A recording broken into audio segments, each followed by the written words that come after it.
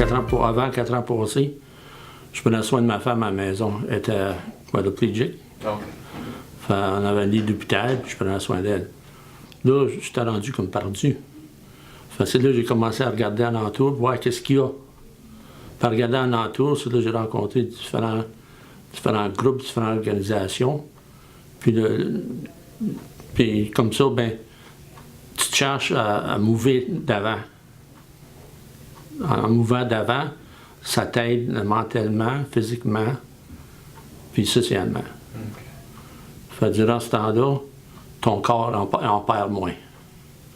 Les chansons, tu vas vivre plus longtemps, puis mieux. Surtout, mon mari a eu le cancer. Fait que là, j'ai tout fait moi-même. Je savais pas de vous demander de l'aide. Je veux dire, j'allais à l'hôpital avec lui 3-4 fois par semaine.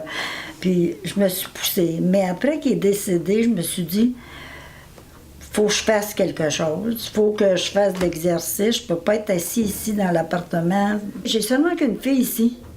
Puis je voulais pas qu'elle se sente esclave de moi, là. Fait que j'ai commencé à faire mes épiceries, puis je faisais toutes mes affaires. Ça, j'ai commencé à voir les jambes, disons, un peu molles.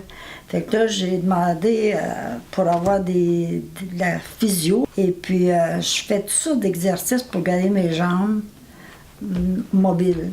Ils font beaucoup pour nous aider à garder notre ballon, à marcher sur le bout des orteils, sur le talon, toutes sortes de choses.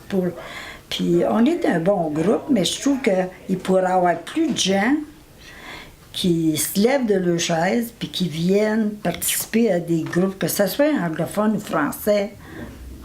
Il y a des groupes de tai chi, il y a des groupes de yoga, il y a de la zumba, il y a tout dans la région, mais c'est juste de se lever puis de